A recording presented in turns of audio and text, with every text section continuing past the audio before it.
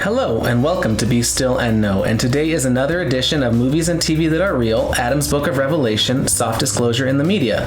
And today's video is all about the movie Free Guy. So let's go ahead and power up, put on the sunglasses, and find out why Free Guy is real. The title is Free Guy.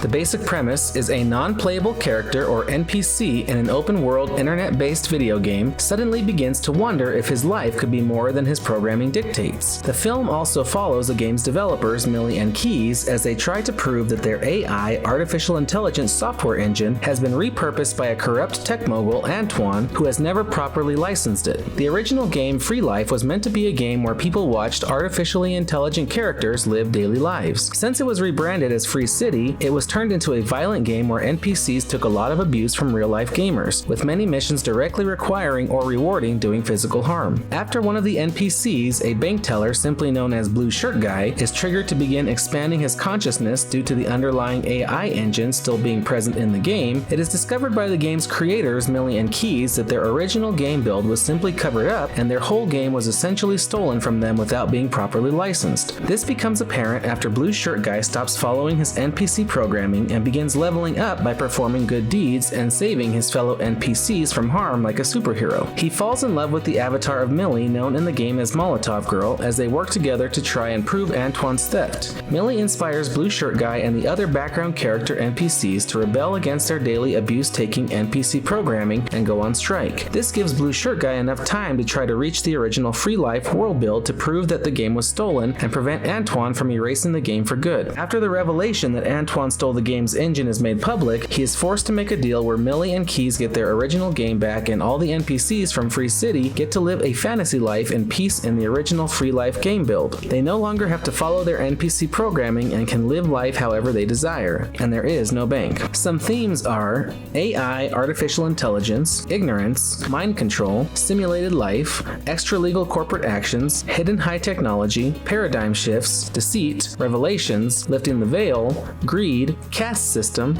cave allegory, self-determination, finding meaning and purpose, thriving versus surviving. Movies with similar themes are The Truman Show, The Matrix series, and They Live. Here are some elements based on reality.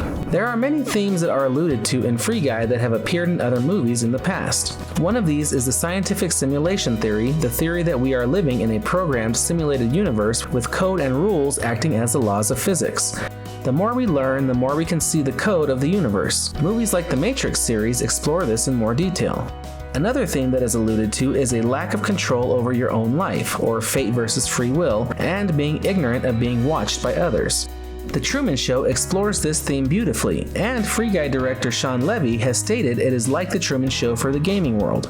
Another theme is having a technological device that assists in lifting the veil and helping the main character escape from a mental cave and prison to find out the true nature of reality. A movie that contains a very similar theme is They Live, where the main character John Nada, also an everyman like Blue Shirt Guy, uses special sunglasses and contact lenses to see the world was being controlled by an upper caste of oppressive extraterrestrial beings. This theme is echoed in Free Guy when Blue Shirt Guy discovers the sunglasses people are players from the real world, and that is why they are allowed to treat NPCs poorly, similar to a caste system. The NPCs are programmed to work, live predictable lives, and take abuse from real-world players during their game missions. This is echoed in real life in how some people are allowed to actually live life due to their privilege and financial wealth, and some are relegated to work constantly or struggle due to their lack of money and resources. This point is driven home with how easy it is for Blue Shirt Guy to level up once he attains more money and resources. It is also important to note that similar to the real world, he attains the resources by taking from others and not by working hard at his 9-to-5 bank teller job. One stark contrast between They Live and Free Guy, however, is that unlike in They Live, when John Nada fights his friend Frank to force him to put on the sunglasses and lift the veil, Blue Shirt Guy respects his friend Buddy's decision to stay ignorant and not put on the sunglasses. This is how it should be in real life. Sometimes the truth cannot be told anyway, it can only be realized. People cannot be forced to understand, comprehend, or be enlightened if they simply choose not to. In Free Guy, Blue Shirt Guy is triggered by love to begin growing his consciousness and improving himself into a better version of himself. He aspires to do this to get closer to Millie's avatar, and along the way learns self-determination and gains a lot of confidence. Through his interactions with other NPCs, his questioning of the status quo begins to rub off, and soon many of them are also growing, bettering themselves, and longing for more than their predetermined programming offers them. This is similar to how humanity is beginning to wake up out of their predetermined cultures, subconscious programming, and rigid systems of belief. These systems had been placed by our extraterrestrial programmers to keep humanity in states of disharmony, lack, and chaos so that we won't use our intrinsic DNA coding to better ourselves and determine our own destinies. Waking up out of this subconscious programming is what is called spiritual awakening, dark night of the soul, shadow work, and ascension to new levels of consciousness through ego death and other spiritual growth experiences. Blue Shirt Guy's spiritual journey to determine meaning after finding out his whole world is simulated and fake is similar to what many people feel when they realize that this 3D reality is also an illusion, or what the ancients called Maya.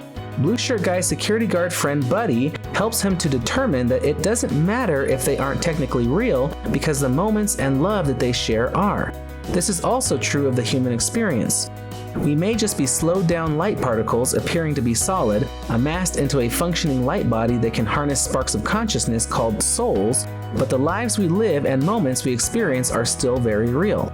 Life may just be a shared dream between countless souls, but it still matters. In one emotional scene in the movie, Buddy says to Blue Shirt Guy to show the world that they matter before dissolving away into pixels. This is true for us too. The Bible refers to us as dust. For dust you are, and to dust you will return. Genesis 3:19.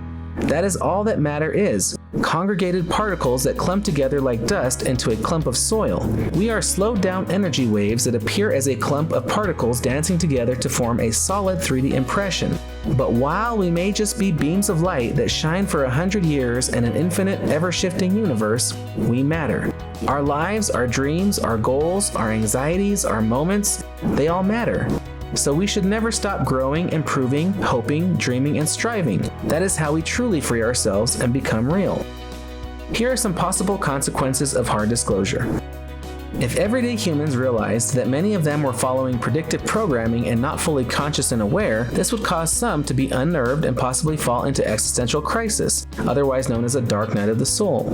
Waking up from NPC mode to becoming an active player in your reality can be a scary thing. This requires taking responsibility for your life, and while acknowledging that there are real-life unfair advantages that some may have, not playing victim in your own story. This could cause some people to have extreme reactions, but most, with the right guidance, could probably handle the experience well. This ascension process and enough individuals could cause the whole species to become more aware of their impact on each other and the universe, and could lead to a more harmonious existence. Now that we know that we are the main character in our own reality, we can begin to take back our sovereignty and shape our world into a better place for all. Society and culture may have dictated a model, but that does not mean it cannot be changed.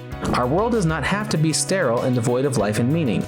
We all have the ability and power to shape our personal spheres and lives, which creates ripple effects for the whole world. We don't have to accept a model that doesn't serve us. We can co-create a new reality of cooperation, respect, and self-sovereignty. In the movie, special sunglasses allow Blue Shirt Guy to see that he is actually in a video game.